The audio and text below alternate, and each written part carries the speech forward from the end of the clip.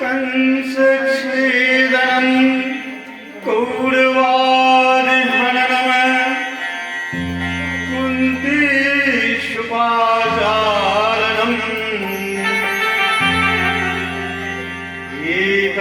श्री भागवत पुराण कथितं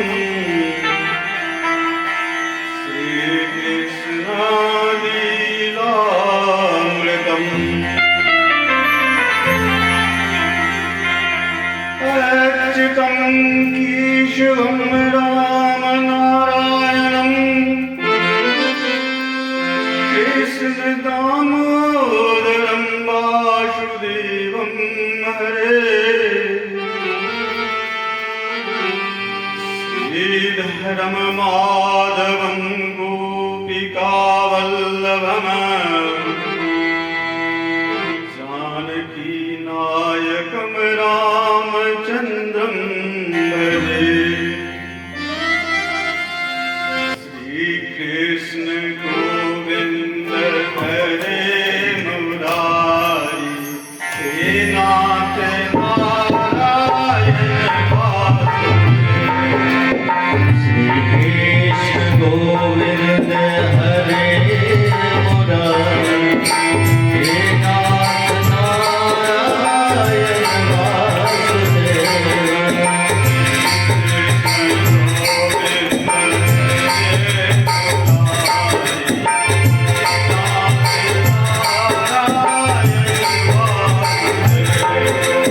श्रीकृष्ण गोविंद हरे मुरारी हे नाथ नारायण वासुदेव हे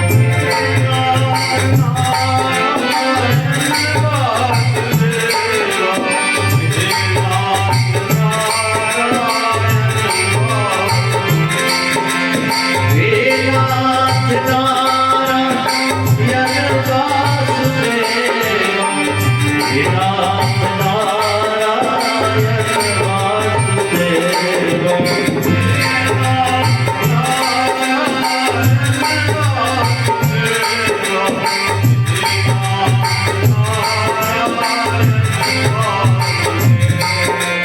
हे नाथ नारायण वासुदेव हे नाथ नारायण वासुदेव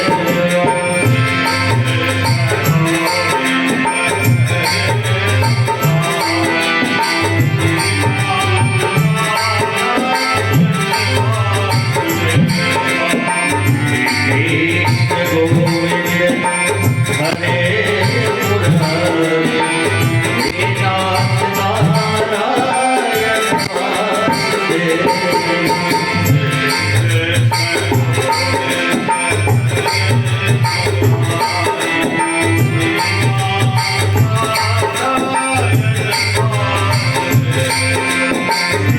कृष्ण गोविंद हरे मुरारी हे नाथ नारायण वासुदेव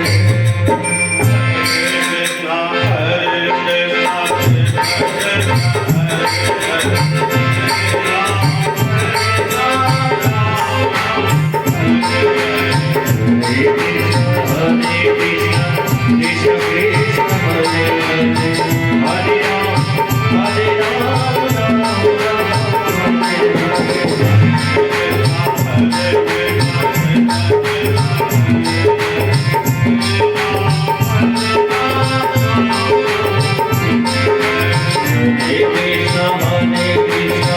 कृष्ण कृष्ण हरे हरे हरे राम राम राम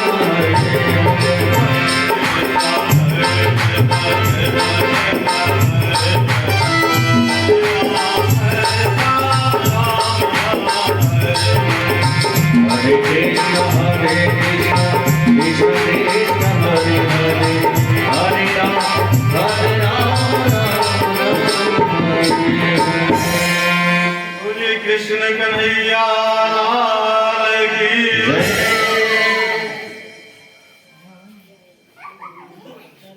आज के तृतीय दिवस की मंगल वेला में हम लोग प्रवेश कर रहे हैं। कल की कथा का विश्राम भक्ति चलने के संदेश के साथ हुआ था। उस प्रसंग में स्पष्ट किया गया था कि मनुष्य के कल्याण हेतु एकमात्र सबसे सरलतम साधन पूर्णतः निःशुल्क प्राप्त कर सकते हैं अपनी वाणी के द्वारा, भगवान के नाम का कीर्तन करके, उनके नाम का भजन करके हम भक्ति की ओर आगे, जिससे हमें मुक्ति मिलेगी। आज की कथा मैत्रेयी ऋषि द्वारा वर्णित सृष्टि वर्णन से आरंभ होती है। श्रीमद् भागवत महापुराण के सार तत्व को इस महानतम ग्रंथ के 18,000 श्लोकों में से निचोड़ के रूप में सिर्फ 4 श्लोकों को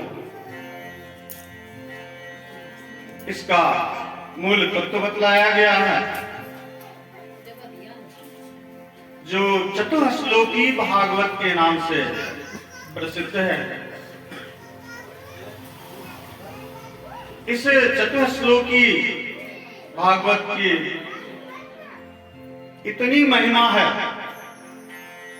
कि इन 18,000 श्लोकों का अध्ययन करना दुरूह सा प्रतीत होता है। उस कठिनाई को भगवान ने सभी समस्याओं का हल हम लोगों के सामने प्रस्तुत कर दिया है। इतने विशाल ग्रंथ को देखकर घबराने की आवश्यकता नहीं है। उसका भी सॉल्यूशन, समाधान निकाल दिए और मात्र 4 श्लोकों का पाठन करने से, स्मरण करने से, उनके ऊपर मनन करने से हम संपूर्ण भागवत के तत्व को समझ सकते हैं। और इन 4 श्लोकों का स्मरण करने के फलस्वरूप हमें संपूर्ण भागवत पढ़ने, स्मरण करने का पुण्य प्राप्त होता है। उन श्लोकों को आप लोग ध्यान पूर्वक श्रवण करें। अहमेवास्मि वाग्रे नान्यद् यत् तत्परम्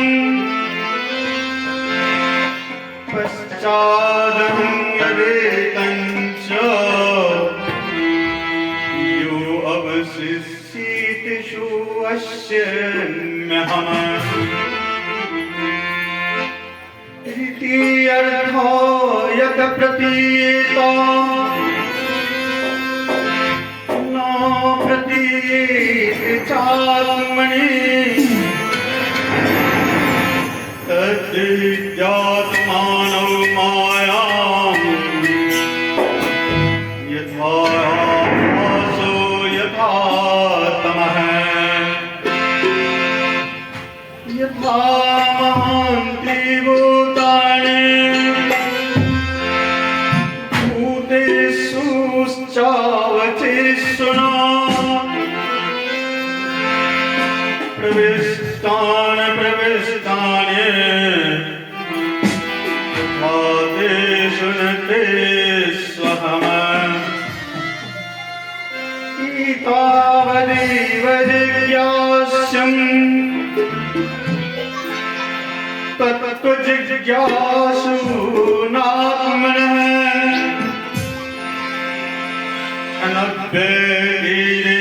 काभ्यामयता स्यात् सर्वत्र सर्वदा।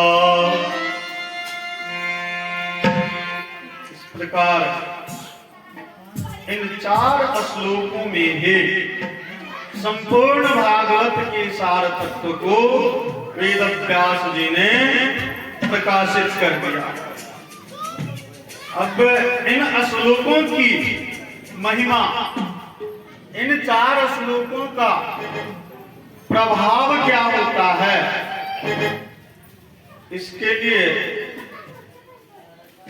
कहीं की लिखी हुई बातों को या किसी अन्य कहानी को मुझे सुनाने की आवश्यकता नहीं है। आप लोगों को आपके सामने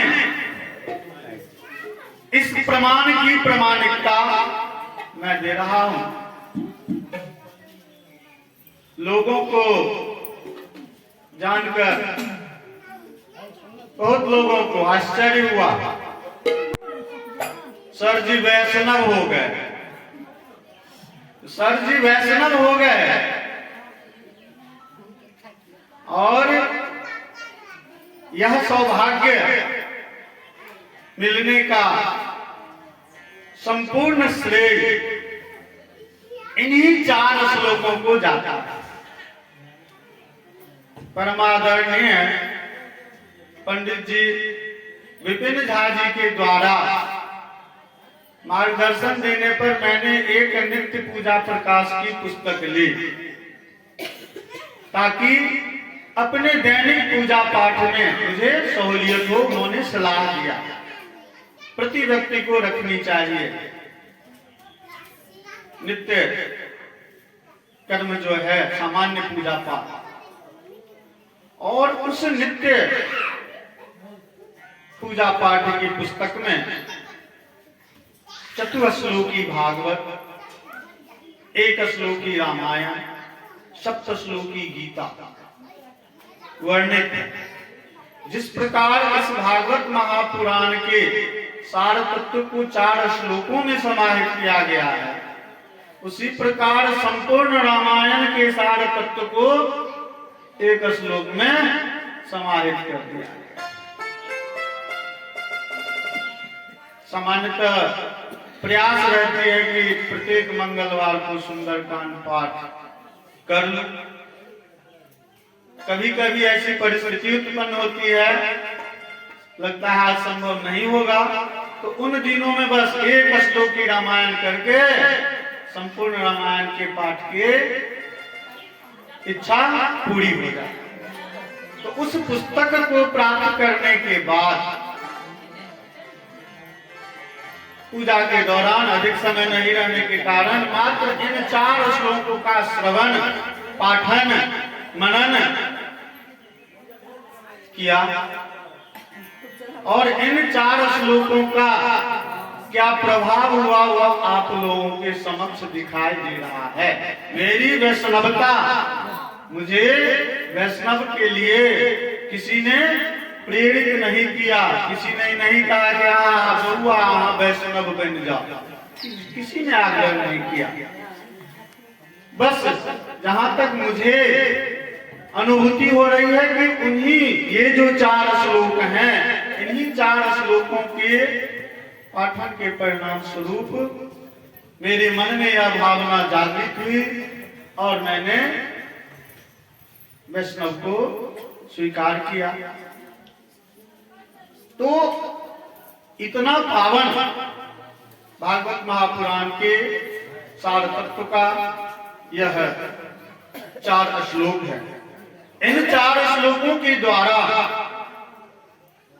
संपूर्ण भागवत के स्वरूप का वर्णन कर दिया गया।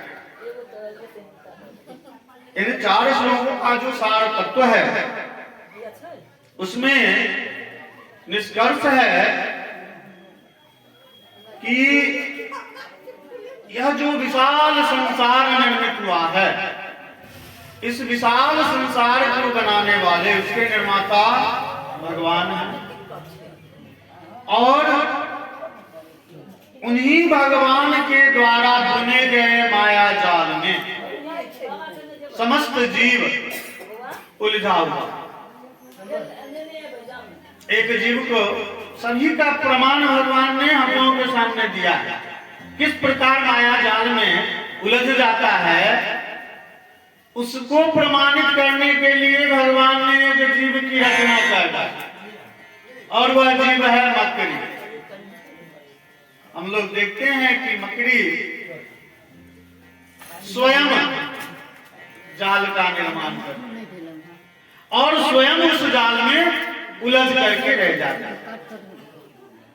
तो हम मनुष्यों को दृष्टांत देने के लिए भगवान ने मकड़ी का निर्माण किया, उसके द्वारा जाल बीनने की क्रियाविधि को संचालित करवाया।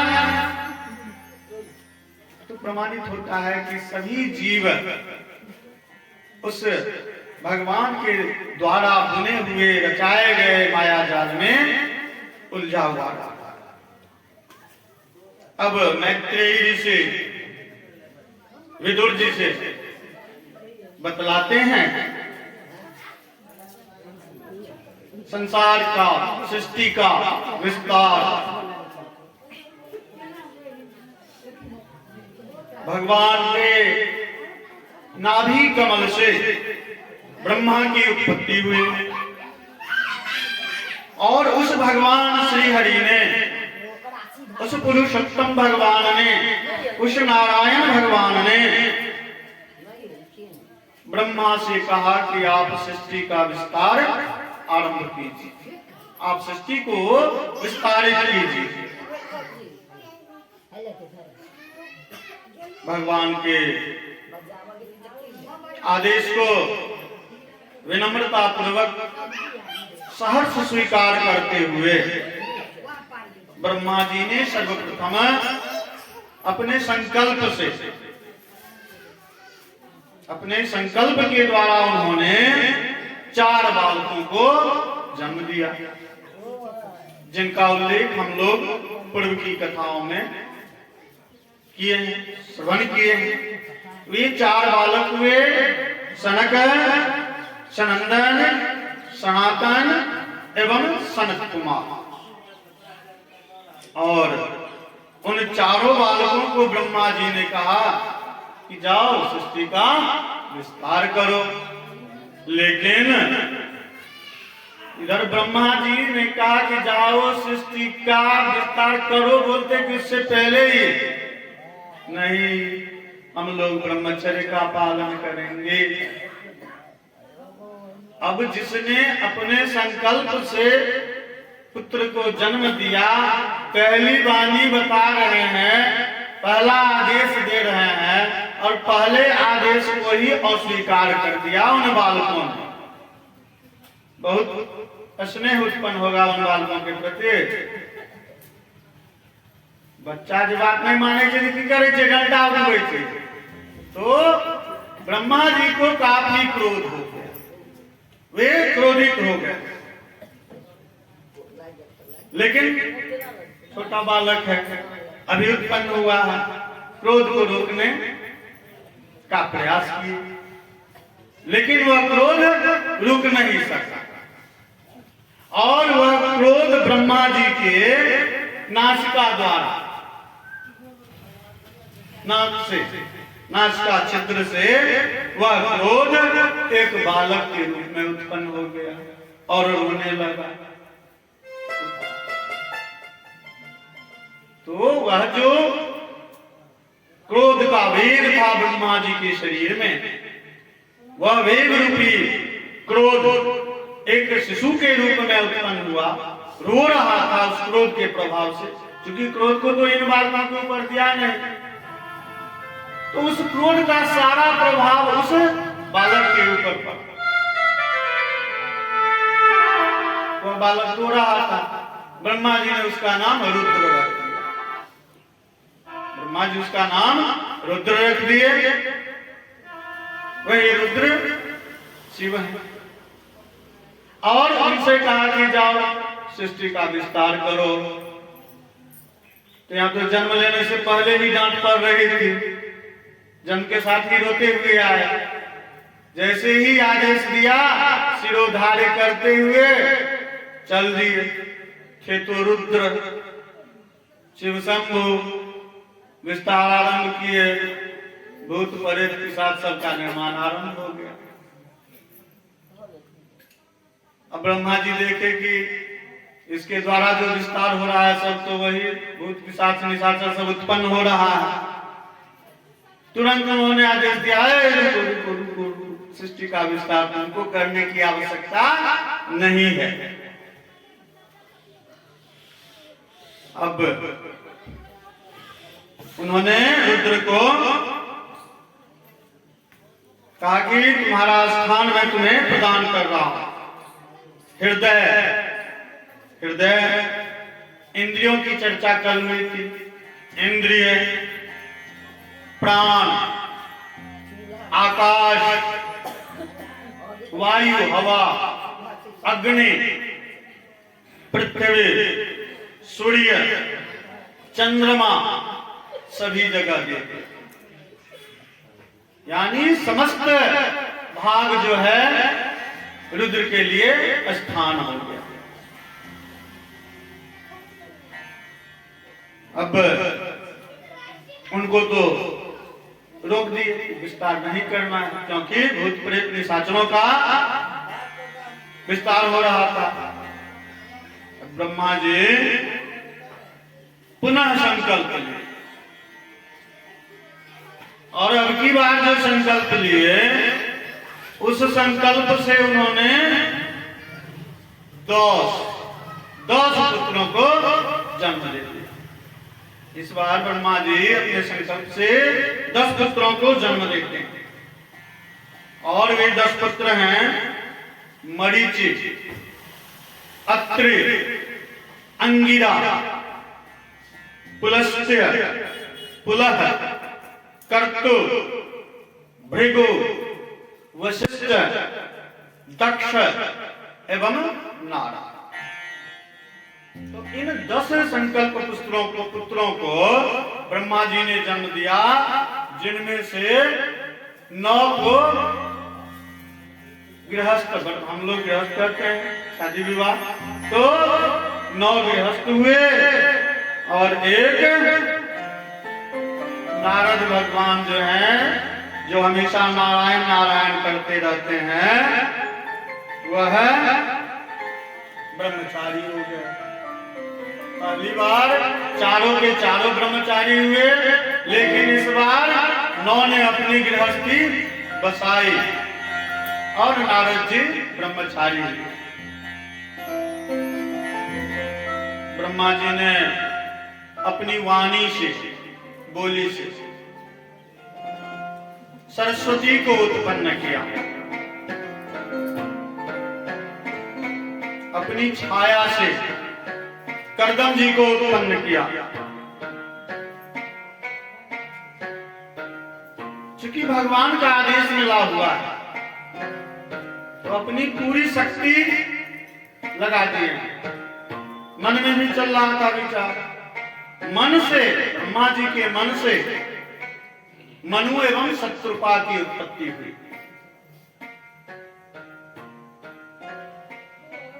मनु एवं शत्रुपा उनके शरीर के 2 भागों से, मन से हुआ तो 2 भागों से, एक पुरुष के रूप में जो कि मनु और दूसरा स्त्री के रूप में जो कि शत्रुपा। वर्तमान समय में हम लोग अन्य देशों की बात छोड़िए, अपने देश के लिए बहुत चिंतित हैं कि भारत की जनसंख्या इतनी तेजी से बढ़ रही है कि अब वह चीन को भी पीछे छोड़ देगा। अभी चीन सबसे ऊपर है। तो इतनी जो विशाल जनसंख्या हुई, हम लोग इतने समूह में हैं, सभी उसी मनु एवं शत्रुपा की संतान है। इस तरह से संपूर्ण संसार का विस्तार हुआ और यही कारण है, मनु शत्रुपा के संतान होने के कारण है हमें मनुष्य कहा जाता है, मानव कहा जाता है, क्योंकि हमारे प्राथमिक परदादा, ऊपर से दादा दादा दादा तो यानी हमारे सबसे पहले दादा जो हैं, आरंभिक दादा गुरु वे मनु महाराज। तो उन्हीं मनु शत्रुपा के द्वारा इस संपूर्ण संसार का फैलाव हुआ। भगवान के विराट रूप से, उनके विराट रूप के सिर से, ऊपर वाले मस्तक से, सिर से स्वर्ग, पैरों से पृथ्वी एवं नाभि से अंतरिक्ष की उत्पत्ति हुई। अब तीनों में देखिए, तीनों की उत्पत्ति 3 अंग से हुई है, उसी के अनुरूप गुण भी है तीनों का। सिर से स्वर्ग की उत्पत्ति हुई,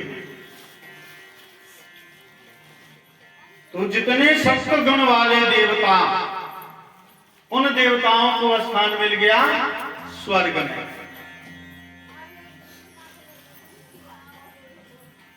रजोगुण वाले जितने जीव थे, जिसमें मनुष्य सम्मिलित हैं, उन सभी को स्थान मिला इस पृथ्वी पर। और तमोगुण वाले जितने हुए, उन सभी को स्थान मिला आकाश में। क्योंकि आरंभिक समय में रुद्र ने जिनकी रचना कर डाली थी, उन्हें विनष्ट तो नहीं करना है, तो उनका तो प्रादुर्भाव हो गया था, उनको भी स्थान चाहिए, तो उनके लिए अंतरिक्ष में स्थान मिला। और कथा प्रसंग में प्रथम दिवस के दौरान हम लोगों ने श्रवण किया कि भूत प्रेत को कोई देखता नहीं करता है कि वायु रूप में, तो अंतरिक्ष में उन्हें स्थान मिला। ये सभी भगवान शिव के पार्षदगण। मनु एवं शत्रुपा के द्वारा जो इतनी विशाल जनसंख्या का चर्चा हुआ है, तो आरंभिक समय में उनका व्यक्तिगत रूप से मनु एवं शत्रुपा को 5 संतान की प्राप्ति हुई, और उन्हीं 5 से इतना विशाल साम्राज्य खड़ा हो गया मानव समुदाय। 5 संतान जो प्राप्त हुए वे थे प्रियव्रत, उत्तानपाद, आकुति, देवहूति एवं प्रसूति। ये 5 संतान। सबसे आरंभिक मनु शत्रुपा के बाद ब्रह्मा जी के शरीर के 2 भागों से मनु शत्रुपा के 5 संतान हुए। अब इन 5 संतानों में आकुति का विवाह हुआ रुचि प्रजापति से, देवहूति का कर्दम जी से, और प्रसूति का दक्ष प्रजापति से। अब उनकी गृहस्थी बढ़ी। कर्दम ऋषि के द्वारा जो देवहूति का विवाह हुआ, देवहूति से कर्दम जी को 9 पुत्री की प्राप्ति, 9 पुत्री की प्राप्ति हुई। और उन 9 पुत्रियों का इन्हें 9 पुत्री की प्राप्ति हुई। और ब्रह्मा जी के 10 संकल्प पुत्र हुए, एक सन्यासी हो गए, ब्रह्मचारी हो गए नारद बाबा, तो 9 पुत्र उनके। कर्दम जी को 9 पुत्री हुई, सभी का एक दूसरे के साथ विवाह हो गया। अब 9 पुत्री के बाद कर्दम जी को 10वीं संतान के रूप में साक्षात नारायण कपिल के रूप में पुत्र की प्राप्ति हुई। बोलिए कपिल भगवान की। तो कपिल के रूप में नारायण अवतरित हुए और भगवान कपिल ने हम मनुष्यों के लिए भक्ति योग एवं सांख्य योग, इन दोनों का विस्तृत वर्णन प्रस्तुत किया। हम लोगों के लिए तो प्रस्तुत किया, और जिस समय उन्होंने यह दर्शन दिया इसके बारे में उल्लेख किया, अपनी माता को ही ज्ञान दिया। उन्होंने अपनी माता को ही ज्ञान दिया। उनकी माता को एहसास हुआ, साक्षात नारायण है, एहसास हुआ कि मैंने जीवन भर भोग विलास में समय व्यतीत किया, तो मुक्ति का मार्ग प्राप्त करने हेतु वे कपिल भगवान से कहते हैं कि मैंने अपना संपूर्ण जीवन भोग विलास में बिता दिया है, आप मुझे मुक्ति का मार्ग प्रशस्त कीजिए, मुक्ति का मार्ग मुझे बतलाइए। बहुत ही सरलता पूर्वक भगवान कपिल ने देवहूति से कहा कि हे माते, मुक्ति के लिए किसी विद्यालय में जाने की आवश्यकता नहीं है, किसी गुरुकुल में जाने की आवश्यकता नहीं है, धन खर्च करने की आवश्यकता नहीं है, बस बहुत छोटा सा उपाय है। अब कपिल देव जी की इन बातों को सुनकर उन्हें बहुत आश्चर्य हुआ। उन्होंने कहा, देवहूति ने कहा कि भाई इतना जो घुमा घुमा के आप बता रहे हैं, प्रत्यक्ष रूप से डायरेक्ट बतला दीजिए क्या करना है। तो कपिल ने कहा कि मुक्ति पाने के लिए आप संतों के संपर्क में जाइए। अब दिमाग थोड़ा सा घूमने लगा। उन्होंने कहा कि प्रभु, संत कौन है, कैसे समझेंगे कि ये संत है और ये असंत है, पहचान कैसे होगी। भगवान कपिल अपनी माता से, देवहूति से कहते हैं कि संत के 5 लक्षण होते हैं। संत के 5 लक्षणों को उन्होंने बताया और कहा कि ये 5 लक्षण जिसमें आपको दिखाई दे, समझ लो वही संत है और आप उसकी संगति में तुरंत लग जाना। तो संत के जो 5 लक्षण उन्होंने बताए हैं, पहला लक्षण है कि जो संत होंगे वे मान अपमान की चिंता नहीं करेंगे।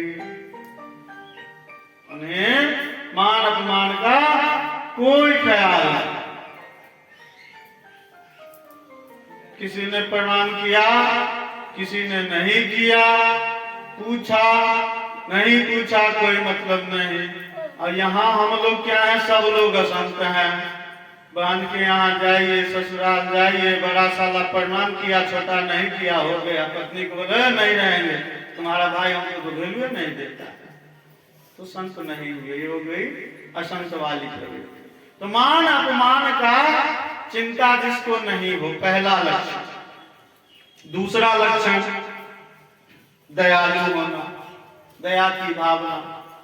किसी को दुख में देखकर, कष्ट में देखकर उसके प्रति दया की भावना हो। वर्तमान समय में क्या है, किसी को दुख में, कष्ट में देखते हैं, मन प्रसन्न हो जाता है, बहुत बढ़िया है, बड़ा फुरफुर करे चले। तो यह दया की भावना नहीं है और संत प्रवृत्ति का लक्षण है। तीसरा, सभी जीवों में ईश्वर को देखना। क्योंकि हम लोग सृष्टि विस्तार में श्रवण कर लिए हैं कि जितनी भी संसार में जीव जंतु हैं, सभी को बनाने वाले भगवान हैं।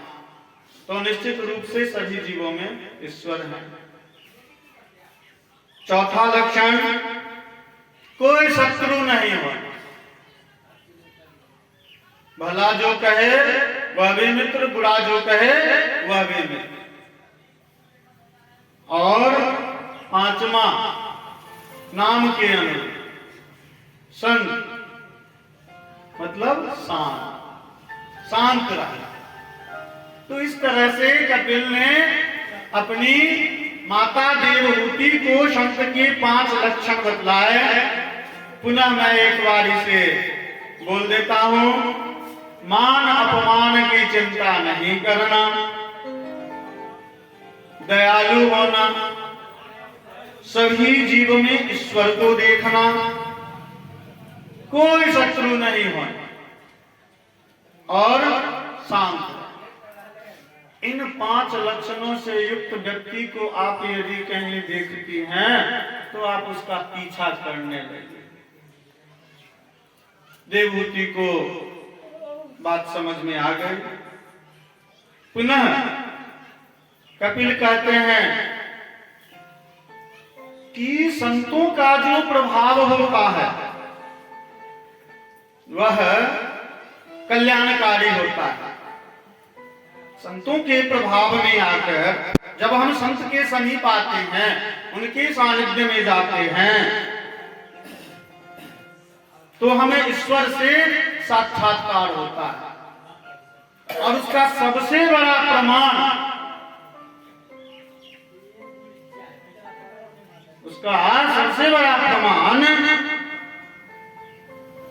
छोटा सा 5 वर्ष का बालक, आगे की कथा में होगी, प्रहलाद